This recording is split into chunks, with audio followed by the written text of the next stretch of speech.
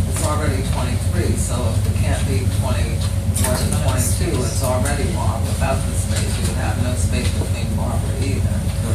So, Well, I think, well, if it's 23 spaces, it's in violation of the code.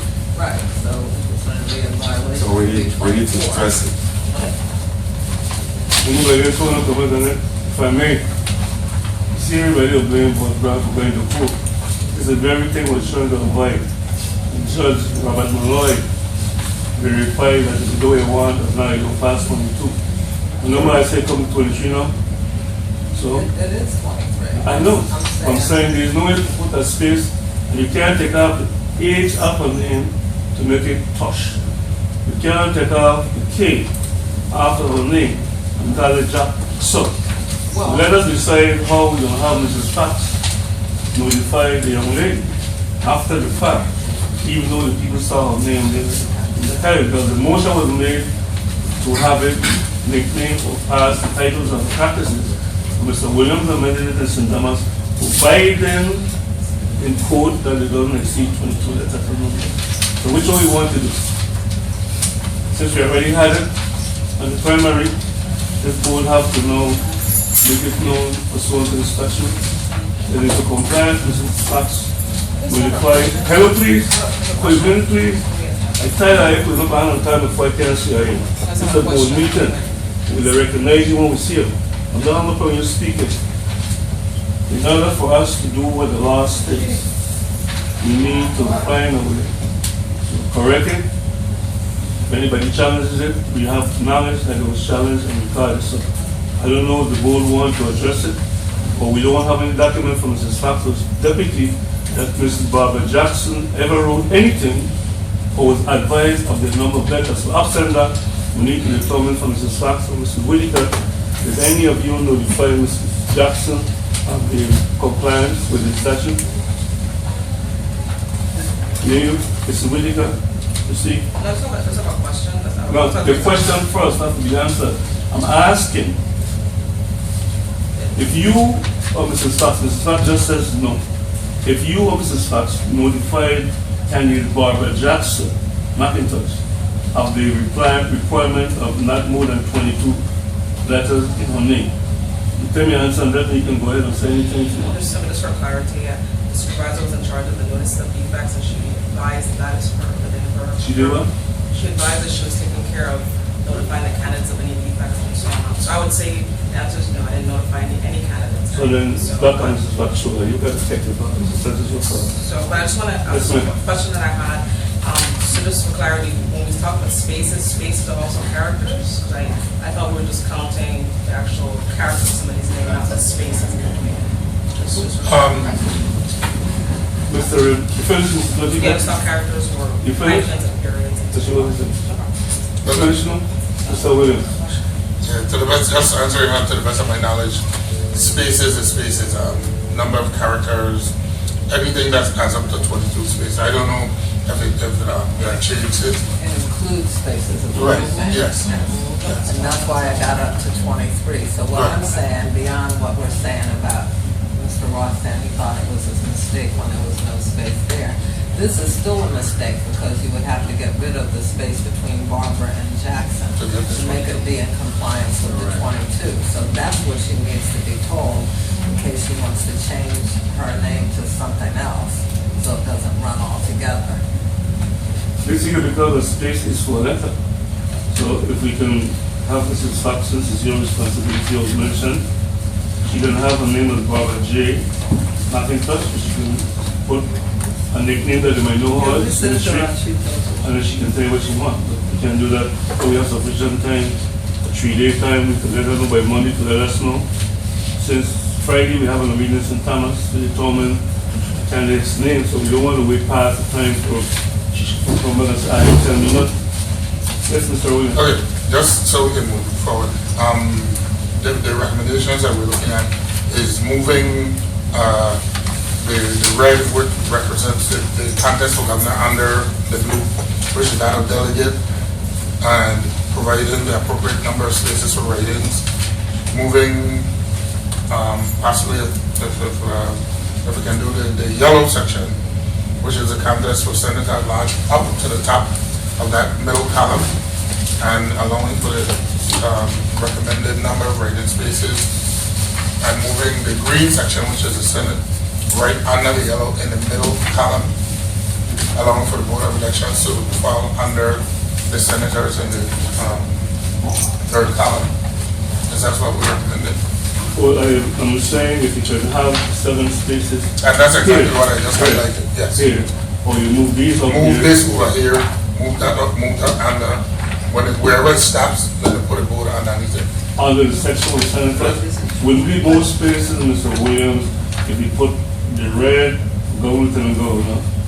And the at large up in the space at the top. And then you can have spaces with election seats, you're only looking at 3 people out of, but in 3 spaces. You have 3 spaces. Yeah, right I'm clear on what the requirements are. What I'm saying is, we just basically redesigning, moving the stuff over, so that we can utilize more space. Yeah, because we remind also, we're still talking about increasing the possibility of increasing the over and the letter size, the font size. That means it's gonna take more Right. space, so I don't see how you can fit Well, people in the middle. the idea is that you want the congruency to be the same. Bottom line, I care how you craft it. Okay? In discussion with the gentleman, he would be the best person to send a recommendation on sample 2, because that we explained to myself and Mr. Molina. Well, I'm coming to you. If there's a question about the space, he, the engineering division, will tell us best how large we can utilize the space in the front of this ballot so we can have the referendum and anything else in fact. Mrs. O'Neill, before we Mrs. Fox. Mr. Chairman, you keep saying the gentleman who just saw the video that you demonstrated, and you keep saying an engineer, but is that engineer under the company that we are dealing right now, or is he going to get a different contract to do that, or is ESA going to work with him different? I'm totally confused at this moment. So I need to know, this man, engineering division, is that going to be a separate contract of what we have right now with the Alexis and their people? Member. I need to know. I need to ask this question for my own information. I'm going to get the answer for you, madam. Okay. Mrs. O'Neill, Member O'Neill.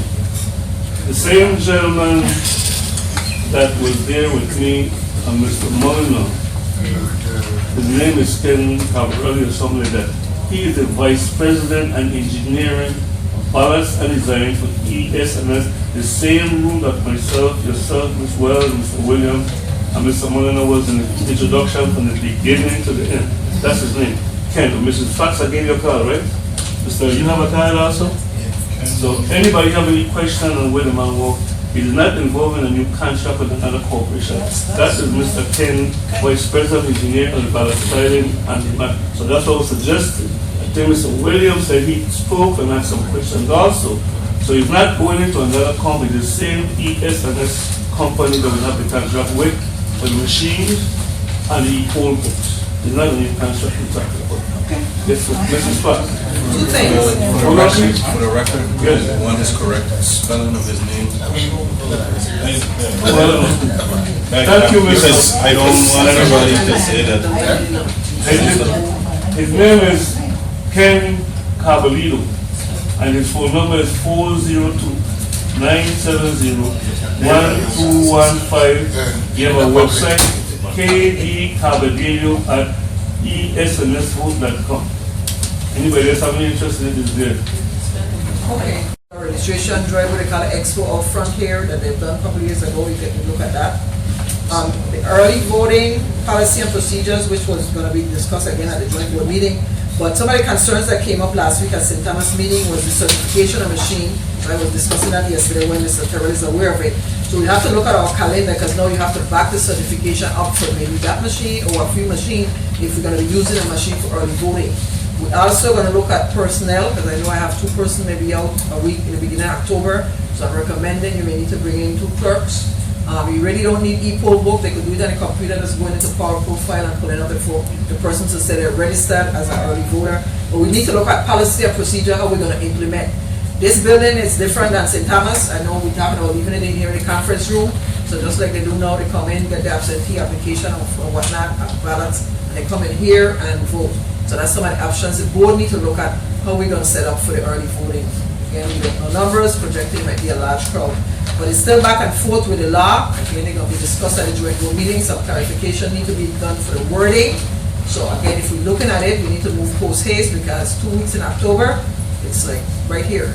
So we need to look at process and procedure if we could implement, how we're going to implement the personal concerns and whatnot. Security and everything else. But the biggest thing is the testing of the machine. That date needs to move forward. So those are some ideas. Look at what else you may have so we can discuss it again by Friday. Before you move, with the Mrs. Fox, anybody have any question on what she just said? No. On number 10, I noticed that the Saturday on the supervisor's report, I noticed the Saturday, September 27 is the expo, right? No, but I'm sure you know if you all want to plan. I have a motion for that. Yeah, but I'm just saying that it's on the same day as this group something here, else. so we're just gonna have Mr. Turner to ask them to move the date. That's why I said it was waiting to have some confirmation before we set the agenda and the demonstration. I'll wait to hear Mr. Before we go to the motion. Williams' motion. We go to the motion, your motion is on the national registration, Mr. Williams? The expo. Another thing, 10. This expo, the election expo, I move that we post the election exposition 2014 on September 27 from 9 a.m. to 3. That's the motion, and just to expand on what all entails. It entails voter registration taking place here at the office by the board. It also should include the supervisor doing a workshop on disclosure, campaign disclosure. It includes the allowance of civic organizations, not candidates or parties, civic organizations to come and participate in as part of the rally and having to draw people in who aren't registered so they can come and register and get their card. We can provide music, some of the same things we've done in the past. So that's just expansion of what the day entails. But my motion is to host that activity on the 27th from 9 to 3. So Move and second, no objection. The quorum present, so if I may add, Mr. Williams, members, I think the room here might be really kind of small for some of the activities. Is there any way we can get a tent so that we normally, but we gotta look at it again because remember Social Security is here now, and they weren't here the last time we did it. Like Saturday. I think we advised. I'm just saying, they're here now. We've gone through the process for the primary meeting with them, and they're fine. Saturday's okay, so. Yeah, because we normally set up a tent outside for the board to do the registration outside, and then the people come inside the office to take the picture. So then we set up a committee to organize that, or not just us, 20,000 here, nobody have a specific function. We get the tent. I think what's important is that we need to know what board members are going to be here, what time. I will be here, God's feel like I can't speak to no one else, but I don't have no objection to establish an area outside perform the function which is do outside, Like you put the machines outside as well. adequate technology, To do the speakers, demonstration. and Mrs. Fox. And in addition, I would recommend that we have enough literature in both Spanish and English to give out to people so that there will be more clear instruction of how to vote. With the problem is that would we have any problem with having you volunteer and Mr. Ross to work with the Hispanic population in English and Spanish? Any problems in interpretation? All of us would be there really, but I'm saying the most fluent individual in Spanish are on the state with both. So what do you think about that? Willing to open that line? Okay, thank you. Mr. Ross? Yes, okay. Mrs. Moore? Question, in the past, we have, the election system has given out some things to people who come register, no big things, but I just wanted to know if that's planned, like whether it's pencils or whatever, that's it, well. Actually, one of the highlights that worked real well was that we have suspended the cost for the ID, getting the new ID. We needed a new ID, we had suspended the cost, and they are not going to continue on that layer. Does that help to bring a lot more people out? Well, we can have a motion made to let them know in this expo, people who need replacement ID, not have to pay the cost. I mean, you require a motion for us to agree to. But that you encourage more people who say paying for one that they haven't already. So I go hold it out it anyway, and I want a new one. So a new one or replacement one will entice those individuals to not only be registered, but those who have last 6 years. So ready for motion? So move. Second. The motion is to waive the cost of replacement ID, Mrs. Fox. Is that? Got separate more backwards on it, same board. Well, No, it has to be a separate motion. where is that? Second. Moved and seconded by Mr. Williams, seconded by Mr. Moore, that on that day, at the expo with Poland, that the cost of replacement or issuance of new ID, the last ones will be waived. Because you come to register the first time, you don't need to pay for it, right? No, unless you lose it. Right, so those replacements and new, right. So that cost will be waived. For my edification, what is the cost for that again? 25? If you last it, 15 for seniors. 16. 15. One is funny.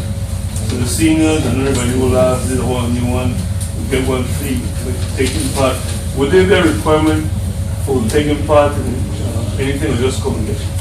That's coming. Okay. But and it still gives them the opportunity to update. It's not going to be made to update the information in the system.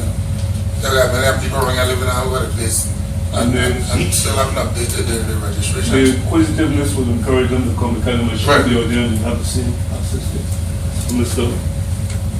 Alexander. Very happy to.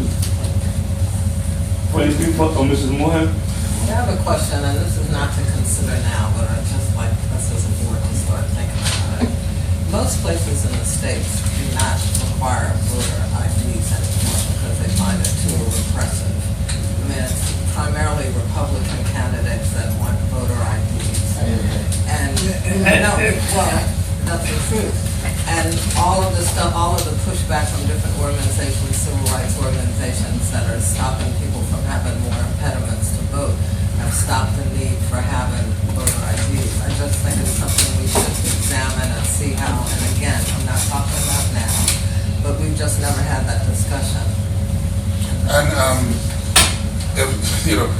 it's interesting because in the trainings that I've done recently as well, you talk about voter trends and what's happening. There's a plethora of things that we need to start considering here in the VI, as well as in tandem with what you're speaking about, relative to getting away. And that MVRA, the National Voter Registration Act, that we need to look at. But I think those are things we need to look at in the new year, not now while we're trying to focus on getting this election out of the way. Commissioners on me, member of the Chair, third. my mind is going through a lot of things, and I wanted to find out if you would want to name a committee, maybe if we have enough time to organize. Say that again. Since I I got would that. like you to consider naming a committee to work with the staff so that this expo, a blast, whatever we call it, have everything in place so that when we come that Saturday, something is not missing, this wasn't done, that wasn't done, somebody was supposed to do it and didn't do it. So I would recommend a committee I'll to volunteer. Well, for the record, Work and since develop. I'm on chairman, presently, I can speak to the seven hopes so that I would be volunteering to be there, so any other volunteer. Is she speaking specifically to organize? Yeah, that's what I'm saying. Well, I was just wondering, That's same what with I you, just she said. with I me. said- I'm volunteering too. That's what I said, Still part of I it. can't speak for the 27, but right now I can volunteer. I'm volunteering. So we have myself, yourself, Mr. Remy, and anybody else, No, I won't be there. will you come and do? No, I won't be here on time. All right, so we have three of us. Anybody else? To work on the committee here. Yes, ma'am. To work on the committee, you want to set it up, then we could disappear? Yeah, it's ain't gonna be difficult. Okay, all right. Just not in tandem with what you said, to make sure They everything. have a start up date and a final date before the 27th. But We can after- discuss it. After the 26th. People have. Okay, thank you. Last thing, and then I'm done. We need a recommendation from this board what you think should be submitted for the general election budget. Remember that was discussed at the budget hearing. I have to respond back to them. St. Thomas is saying 225 and he's talking about his district. Again, we gotta be realistic, but we had 350 in 2010, we had 350 in 2012. And then we also gotta discuss with them the outstanding invoices that we have, which is Attorney McTrain and Electech, so that goes back and a letter to them to know what outstanding invoices we have in this prior year. So I need a proposal from the board on what you think is a number that we can suddenly put forward. If we have to respond, but the hearing is winding down this week or next week, and if we don't get anything in, we get what they give us. Any recommendation, Mrs. Fox? I have a question. Okay, report. Mrs. Mohan, please. With respect to the financial report that we haven't gotten to, there's an item in there about the primary election account. So it's 350 minus 117, whatever. Just to give us some guidance, are you saying that this is what's been spent thus far? Thus far. 350? And do you know what of the balance is already expended? I mean, will be expended? We're trying to make sure we encumber what we need between now and September. We estimate right now maybe 150-something thousand. St. Thomas is still behind in putting the poll workers documentation. So that's our concern. Because you're saying that, if I'm reading it right, then you're saying we will still have like $80,000 left back. Well, we're not sure. Well, you just We didn't said one, finish. okay, but you just said, correct me if I'm wrong, that you think there's about 150 outstanding still of the 232. And just quick math, that would be $80,000 left back. I just needed to be clarified. That was poll workers. Then you have the caterers and the security and some other issues that we didn't really, we have an estimate for St. Croix, but we didn't finalize St. Thomas. So based on history, in 2010, 2012, we spent 345,000 of whatever we were allotted. So I'm saying we spent most of it for those 2 years, and I used 10 because that was a gubernatorial year. Again, things have changed, machines are less now, but the same estimate. So I would have said 400,000 to propose, between that and 420. Going for a big number and you can't get it. Any others? I don't know if there's any further conversation, discussion on it, but I would go along, I support this supervisor's recommendation. I have a question.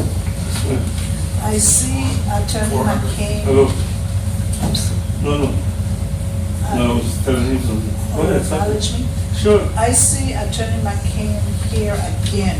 From the minute I came in this board, we've been talking about Attorney McCain, and I think we have taken several positions that we have paid him. What is the balance for him now? What are we talking about him? I need to understand. He's never been paid because the But governor. Okay, go ahead. The governor okayed it. I mean, the legislature passed it. The governor vetoed it, saying we had money from the previous year so we could pay it. The supervisor tried to pay it. Was told by property and procurement that it has to go back to the legislature because it's more than $5,000 that she could pay out without, she has to have special permission to do what everybody said she could do already, including the governor and the legislature. So there was a suggestion at one point that we pay him in increments so that he could start getting paid. He's never been paid. The same bill from however many years ago. Okay, let me, you said you've never been paid, but I understood, wait a minute. I understood that the traveling money for St. Croix last year was taken to pay Attorney McCain, or that was a portion of That what we was owe the him? initial money that we used to retain him. It has nothing to do with the balance that's owed. He was only paid one time, and we forfeited our travel to pay him. Since then, there's been back and forth, as I just indicated, between the legislature, the supervisor, the governor, and then property procurement was the last one saying, no, you can't pay this much out at one time. Okay, do we know the balance of that account? Yes, we know it had from there. 53, 50 something thousand, and electric was 33. 53. I have the numbers and I'll get it for you. Is that 53,000? It was over 53 and then the other one was over 33. So the other one, Electric. who's, Electric. is who? That's what you're matching it. Much, Lily. No, for instance, the Mohead. Yes, I finished, I just Okay, wanted okay, to, no, we- this keep coming up and every time we see it pop up, I want to know, the situation and stuff. Well, I could tell you whether or not was the father was here. I think what we seem to don't want to recognize or remember how that went down. So the meeting in the St. Thomas Joint Board, a motion was made that the members of the election may hire its own attorney. A motion was made to do just that. Later on, also, we have made to determine how they're going to pay and what they're going to pay. And I just hear Ms. Moed said that we waive our money for traveling. I don't know what happened because I should have been able to travel then. Nonetheless, I asked a question, I have a transcript. And so then I can be paid, and then one of the members said, no, you got to pay for your own liar. It's right in the transcript. Furthermore, from then to now, Mr. Reyes is right in front of me right here. I've been asking Mr. Ross on many occasions for the report or the documentation to support Mr. McCain's payment. If he tells us he's not submitting anything. A motion was made one time, the gentleman sitting right here, probably wasn't properly informed, and he voted and agreed to waive all business on the agenda. We never finalized that information. Mr. Ross told me we were not going to submit information. So absent the information of the outstanding balances, what happened here, Mr. O'Brien, the Chief of Staff and Senior Policy Advisor for Mr. Malone, the President, he took the information to the legislature. And that's when they made the appropriation to the legislature and meeting the passing session. Up to now, I have not seen, you have not seen, he has not seen, or Mr. Money have not seen. Why are we, this new board, paying something that we did not encumber, absent the report from Mr. McCain and anything from Mr. What's the gentleman name? The election. He been saying, according to Mrs. Fax, that he is owed $30-something thousand, and when he gets his $30,000, then he would come to the version and remove the motherboard. That's a joke. That motherboard is our property, it is a laptop. That motherboard is the brain of the Shutran machine that was used with the circuit board to set the result of the volume in percentage. And that is where we are right now. Absent that report from Mr. McCain or from Mr. Nationalism, I as chairman ain't voting to pay none of it. I want to ask Mr. McCain, why don't he then submit that information to this new board so we can verify or pay? I don't have a problem paying nobody for to do the work, but I need to be convinced that that's the job that we pay for. Because according to Mrs. Moorhead, they agreed to utilize the money for traveling or stipend to put to the down payment to pay Mr. McCain. And we don't up to now know what that down payment was. So maybe Mr. Ross or Mr. Moorhead to tell us. That's how I know about it. So when we get the documentation, we vote to pay or not to pay. That's what it said. Out of our hands at this point. We'll leave that for the next meeting. Okay. We could leave it to like that.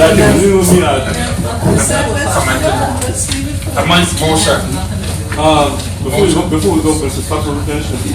I'm making a motion based on what you recommended before I went down.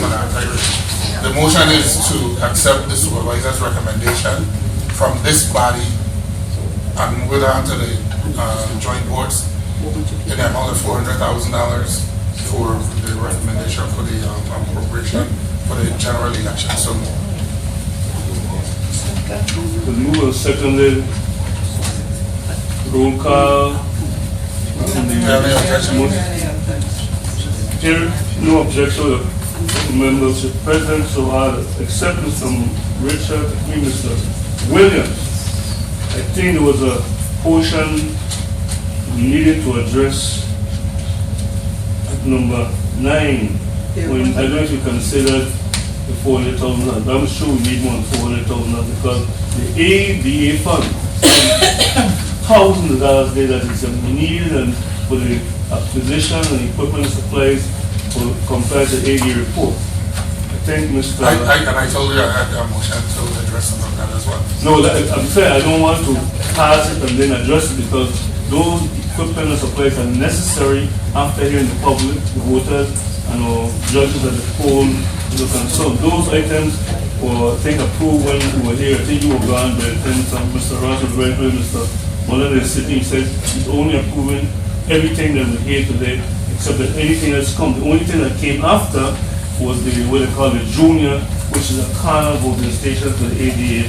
The ADA funds don't pay for that, those equipment. Nonetheless, they're speaking about screens and all those equipment, and there is a letter and a text, because we need to have those equipment and supplies to conduct the general election, regardless of what we have to argue about. But I think it's for all of us best interest to have Mrs. Whittaker, Mrs. Fax start preparing to get into that position here. I wasn't here when that list was approved. I agree to most of them. The same voting single station in Cabo.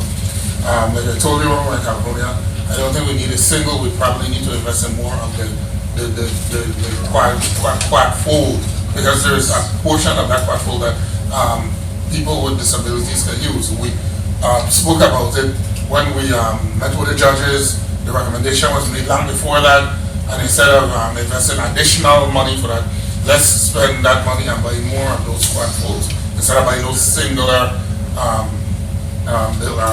pull-up machines that we sell. I don't think we need to buy the singular one. We need to buy more of the one that you have up front. Well, I think the curtains and the lighting and all of that was already considered in the last. That's my recommendation. The consensus of the majority of members here think they need to cut the amount or don't get them. I think it is important that there are polling places. I mean, polling places that have presets that corner piece can only work in a wheelchair or in a chair. A lot of people necessarily not in a wheelchair can use a chair to sit down and mark the ballot. So they couldn't mark the ballot because the ADA, I don't know if it's a website right there, I don't know how many people are in membership. I see ADA clinics, I see handicap clinics on television, and there are hundreds of people that need comfort and accommodation with that junior voting station. So if you want to cut them in half, but if you put them in one place, I am familiar with all 40 voting places, and I don't see where the difference between the singular versus the one that can accommodate everyone. Because if you put the singular and work in that corner, you put a circle right in the corner with those people, not them ready to get to the tuner. I hear you. I'm not disputing that. I'm saying, okay, let's compromise on it. Let's, instead of purchasing 14 of those, if we can identify specific voting precincts that we can better utilize it, well then let's purchase that amount. But I'm saying for the masses of the people that vote on election day to mark their ballots, so they can mark them privately and in a more comfortable location, let's purchase more of the one like we have outside. That's my point. I think the recommendation in the letter was to get more of the circular ones, and we only found out about. That was not the motion. Yes, that was the. We had. See what I'm saying, Mr. Williams. We agree that we need more of the ones that we have now and curtains, because some of those things are broken, and that's why people thought that people were looking at Hollywood because they didn't have the curtains. The listing, Mr. You have it here, we can read it. But I'm saying, there is no poll in place right now that will have the different precincts that don't have corners that can put that station, because the one that is circular, They put it in the corner. You can only utilize the one handicap space and the one on the side to stand in it. So if that is the case, I don't have a problem because we need to accommodate the people like we had down to the Evan Williams School. Is that the name of the school? Ricardo Richard. We had 2 wheelchairs and people were using them to go right in there to vote. So if we don't have the wheelchairs, we have to find chairs to sit up in there when a person can't stand as long, standing, marking the ballot. So if we don't want to have 14, we have polling places that have more than one precinct in it. So whether it is 14, 10 or none, I am sure the record will show that we decided among ourselves, we're not going to have none, we're buying more of the wrong ones, we do what we have to do it. But they have money from the ADF fund to accommodate the challenged individuals where they have a wheelchair, where they can't stand long, they have a problem. I offered a compromise, you still can't come to this. No, but I want to be sure we understand each other. But What is the number you want us to have? I don't want a number because I am saying to you that by purchasing the additional on the website, we're accomplishing the same goal. Those are designed for people who need that, and but I'm compromised by saying, well, then let's pass a few. Through the chair, How much more money do we have left in that grant from the Massachusetts? That's not about it being left behind. Again, as I explained before, it's a drawdown. Answer a simple question, please. How much, I cannot say how much has been left, that's not how it works. It is a drawdown. The reason- We have to execute contracts, obtain receipts, and then we draw down from that account. It's not that they've Oh, I had see, okay. $100,000 to use. Okay, and I have an additional question. This organization is going to have to purchase those sip and puff devices. At least, my recommendation is about 6 of those, because they're, you also get the replacement straws for them. And they come like 10 in a pack, so. I just want to be sure that we have money left from that fund to do that. And there are federal guidelines that run around that, and so the question becomes, can we purchase the sip and soak device with those monies? And that's the question I'm asking. But just to clarify something, Mr. Alexandre had sent out the letter, basically indicating the items and the quantity, and I sent all of you the copy of the breakdown. It comes to $49,986. So the question becomes, how can we prioritize these items for the general election? We can't outright simply just go out and purchase things. It's a process. All these vendors are off island, so that's what the procurement process. And so looking at the priority items, what can we prioritize? It would be very difficult to really push the $49,000, $50,000 up front ahead of the general election. Finish, Ms. Whitaker. I still waiting for answer. This gentleman asks a simple question. What is the balance of the amount that you claim you're drawing down from? What is that figure? I said $300,000. $300,000. And $49,000 is less than $300,000? Is that correct? That's less? Much less. All right, now, in addition to that, this argument about timetable and spending money with it, we just get $350,000 to keep our primary that we shouldn't have kept. And if we could have keep our primary, you can't convince me that $50,000 is too much money to spend on the voters and the people in the originals to vote. And the reason about Off Island is a statute and procurement code, exigency it is known as. From Mrs. Fax, who is going to be assigned to prepare these actions? Let us know from today, because we have a back and forth thing and saying the supervisors from everything. So are you going to assign Mrs. Whitaker the responsibility and duty to come up with application information so we can know? It is the board the town hall must have, not a person that we employ. We know where the money is and we're going to use it for the purpose of HAVA compliance and for the AD compliance. That's what I want to make clear. So maybe before we finish, you can tell us if you're going to assume the duty fully and responsibility, she will be. And we need a deadline for the joint board meeting to let us know the balances of those accounts that we're speaking about.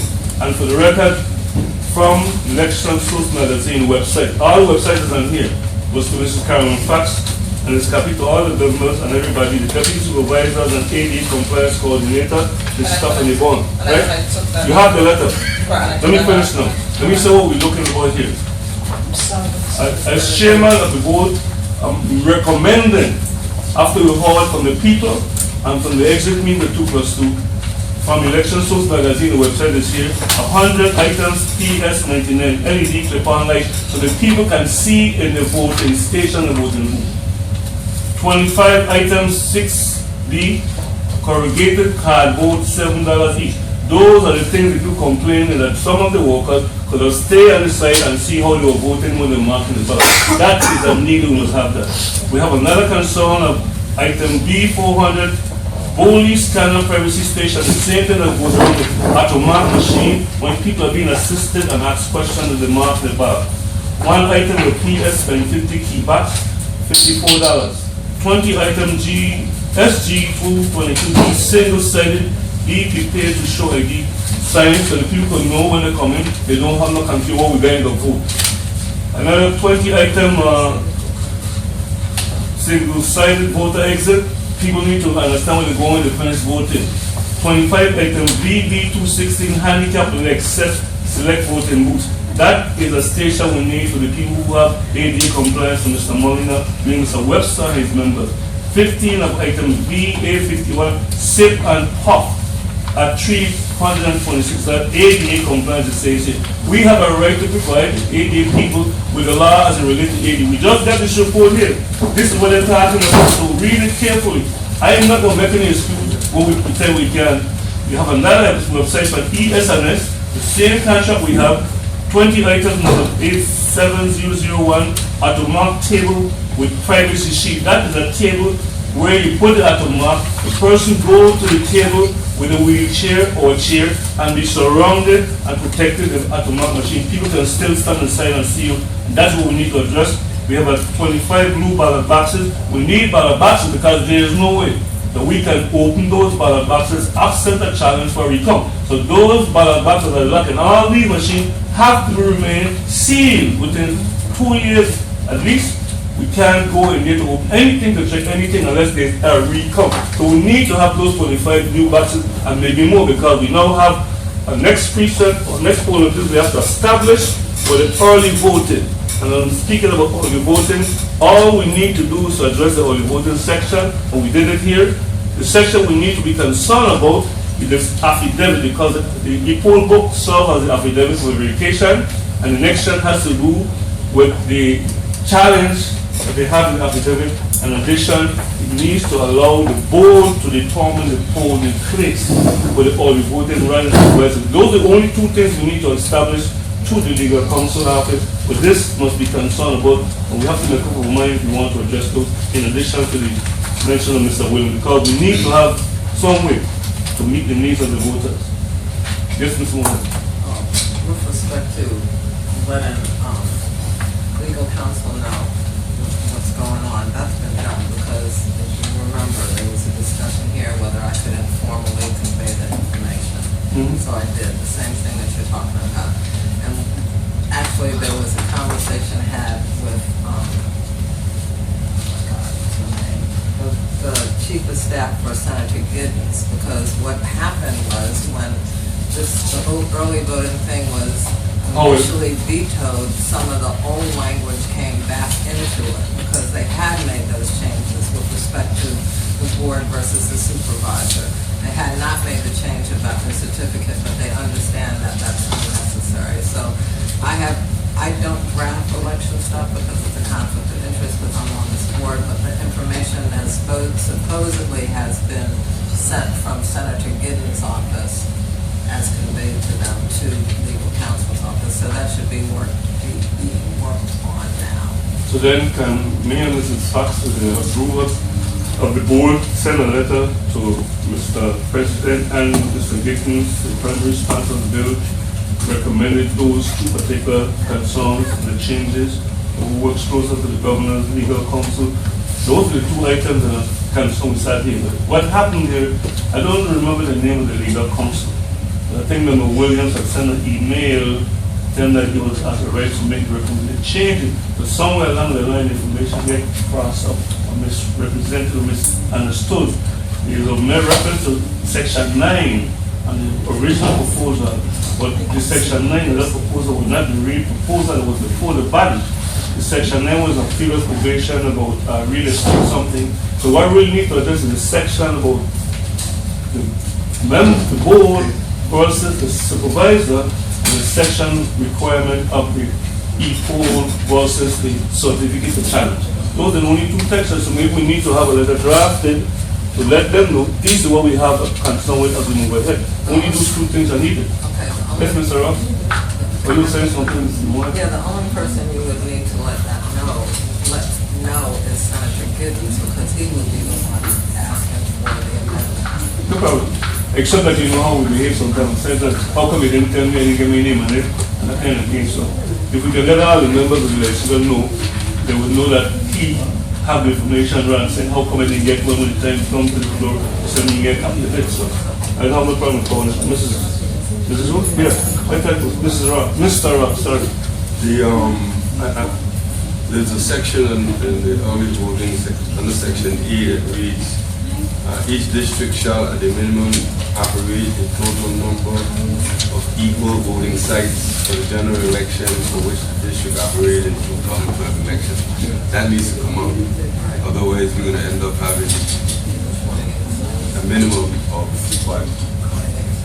Well, That's the same section preceding the one, the certificate. it's in the second last sentence in section A of the Right. bill. We come along with the certificate. Well, the certificate is section F. Right. Because you said E, right? A. Oh, A. Yeah.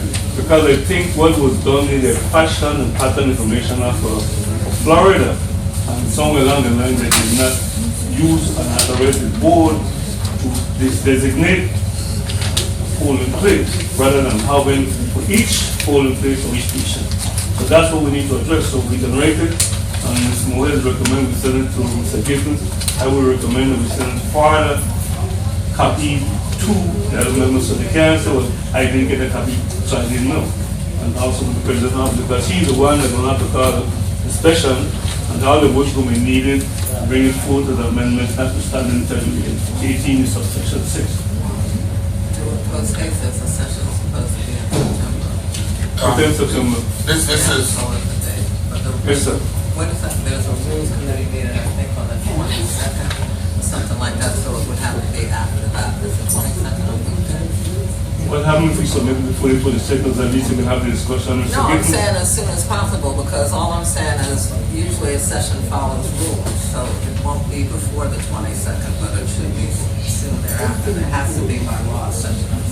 Mrs. Fox, you have a problem with us getting together with the consensus here to basically address this concern. And as soon as we finish, you can begin that notice. So all the senators are copy along with the primary sponsor. We can outline the sanctions and the concern we have here. So we have that information to them even before the rules come. is that going through our, that's our board recommendation. But I'm saying that we're gonna be discussing this. We're gonna be discussing this again on Friday. Well, what we can do is have a Because draft. we did, earlier in August when we met, Yeah. we discussed most of this, and then I think you guys saw one or two other areas that additionally need to be addressed. So I think if we can, just have those specific areas, and forward it to Sinapa, so no. Well, No, wait till Friday, so that we will be aware. Why can't we prepare a draft and send it over to them? That's what I'm saying. Okay. Let's do that from now. Let's get that, so we don't gonna spend another 2 hours We going will through get that with issue. you, Mr. Ross, and myself. I can provide you with what I, the notes I took that I. So Mrs. Fox, you ready? When we I think I finish sent here? that to you already. So when we finish here, you and I will get Mrs. Fox, and there is a concern that's more ahead on Mr. Ross. So she can get it out, Right. show what we agreed. Okay, anything else? Did we dispose of this matter and what we purchased and not purchased, or? I think we did accept that the only thing we added was the junior station. Okay, So if we don't want 14, and we have 7, I told you, well, it's a compromise. is there any objection to reducing the 14 to 7 among us here? Mohammed? No, just a consensus. No, I just want to make sure what Ms. Mohammed was saying. So, if we don't want 14, then we agree on 7. I agree. Okay, Yes. Mrs. I wanna go back to, Yeah, Mrs. Whittaker, Mrs. Fox. We agree rather than 14, we have 7 of the junior cotton, in addition to the wrong ones that we already have to get. I sent an email to Terrell and board members about all these signs and stuff like that. Did you look at that? in terms of us purchasing these stuff locally instead of from Baila, utilizing a local vendor. I didn't get out that. You didn't get an email from me about utilizing a local vendor? I keep hearing somebody that must sign out local vendor. Yeah, that's what when I see the information from the chairman, I said that we need to utilize a local vendor to purchase all these signs. Except Mr. Williams, not to cut you off, I think I myself and some of us have gone to most of these schools, some years, wherever, we can't even find a sign to keep over that inside. Some say, in exigency, we already have some of those same signs, but we don't have sufficient and it's holes to hold them. So while we take it time shopping around, we really don't have that sign, we know no way to go ahead, except that we need to agree, and we just did, from 14 to 7 in the station. As a matter of fact, to tell you how joking it is, we tried to ask locally about the flashlight. And if you go and say the guy whose name, Noah, he decided when he asked us to put lights, he went ahead and added 100, I think we didn't add no lights. Said, yeah, right on said, you know, stop, we didn't add no lights. The only light, we got some of them in there already. I think that joke, he couldn't get started. So I tell me how to take them back. He said we could walk something. I tell him that you can't work on nothing with him. But I know for a fact, just the fact that they believe this, that locally, we want local, because I still have a police flashlight from the time when the police was from 1967, still working. It's a hard case that you can drop in the water. If you drop anything in the water, the ground dead. So we need to make sure that when we shop around, we don't have enough time. We must be able to prove exigency to get these things posted. All we need to do is let property procurement and the commissioner of property procurement, finance, and the budget. This is a matter for the joint board to decide and send a notice excellence. We need these things for this. So we're not purchasing these this is for. We need them, I'm saying. I know what we just said joint board, so are we also taking this to the joint, those for the joint board. These are for the joint board. This was the joint board, the month. When Mr. Whitaker said, oh, close to 490, it was about the joint board. These things were suggested for, not just for St. Croix. So we have included and incorporated the joint boards territory in this amount. So we're just gonna we're gonna go back to put this again on Friday. Yes, sir. Okay. And I say on the list, right. The quantity is only for some of them is only for St. Croix. Which one? Like with the lights would be. What is it? It's the light for the station. For both, it's good, but I mean, have certain stuff like. Yes. Like, I have something on that. Like 25 of the body scanners, St. Thomas have 19 polling places, so if we have to split it between the two islands, we wouldn't have enough. The 20 of the signs, again, is for St. Croix alone. The 15 of the sip and puff is for St. Croix alone. 25 of the handicap legs, St. Croix. The boxes is 25 for St. Croix alone, 20 for St. Croix. I think most of the stuff, the only thing that was for St. Thomas was for the lights, the clip-on lights. But most of the stuff was just for St. Croix. And I think that information was shared with Mr. Volkers and the administrators of St. Thomas Indian District. So he should have been working with this, with his deputy or the person in charge of what they need. Because we don't have the needs as to what they intend to do. So they will have to come with that amount of what they need to position to that. So okay, if we're buying the additional, the bullet scanner, what's a bullet scanner? That's it. The wrong thing? The thing you are showing in the book with the for the to go on? Yeah, that's what you're showing. And then the handicap legs. If we buy more of these things, we're gonna still buy them. They like to go out for the blue market stations. That was kind of the whole. Yeah, no, I don't know this kind of really. I'm at the handicap leg sets. The legs is the leg that turn out. I know, that's what I'm saying. Are we buying those additional output? Yeah. My point is what I'm trying to get at is that we're buying more of the quadruple or wheel covers and outside. Are we still buying the legs to supplement the legs we have for those new stations that we're using? Yeah, because we only got a sample, Mrs. Foxman, and got about 4. Right. One. Right. So we put it on so that people come with a wheel shake and see how it works, because the marking station is lower to the side of the test. I understand. I know all of that. My question is, if we're going to get. If we like more of what we have out here, more of that. And sir, so right, that's what I know. Right. That's it. But we need both of them. Right. You have to use them because you have to enclose the station. Yeah, yes, I think that you're talking two different things. Well, I talk about the legs for the handicap marking station. The blue ones that we have that are pack open, the marking station on the mark develop. Yeah. Okay, the legs that we have out there for the handicap. I'm saying if we're getting additional stations, 7 stations, we don't need to get those. the additional legs, that's what I'm saying. The legs can fit on the taller marking station. You just remove all 4 and drop them down to the level. I know, I'm not, So you still have to have the covers because people going to use them to go into vote. Okay, so the screen but we're and the talking leg- two different things. What- You talking cover, I talking legs. We talking. Okay, what he's trying to say, since we're getting the spoiled ballot boost, we still need the legs for the blue thing. Is You The have to legs get that we them. have out there. Because you will be voting in there before you file a ballot. but if No, but no, no. his idea is instead of you going to the We using that for spoil voting and all of that. I know. So that's what I said. So if you go there, almost like 2. We got 14 of them right there. Right. Okay, we are in additional one. 7. No, that's a single station. We are in an additional how much? I'm like, oh, yeah. 14. Okay, so we'll have 2 almost per every station. So then, why would we need additional legs for the blue market stations? Because with these, you're talking 8 market stations in total, plus 2 for handicap, or 3 for handicap, that is, if necessary. So what do we still intend to use the blue market stations that we have in the back? That's Sure. my concern.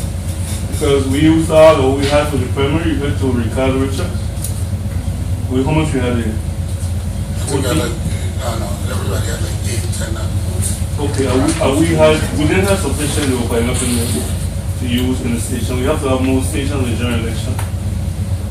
Okay. We cannot have too much of anything for. Well, I am not, my semi concern is that I just want to make sure that we're going to have funding to cover all of this. Yeah, we have funding. Just Have and then the, our funds and aid. I know there was a conversation on the ballot boxes in the DS100. That I hear too? Yeah. Yeah. Where? Storage links on the first page. First page. From ESNS. Okay. The last one. You said the person I know because instead of, I'm my, going to interject, Mr. Williams. I had sent you all the email going through and detailing the cost analysis for everything. I also went on to DS because I had access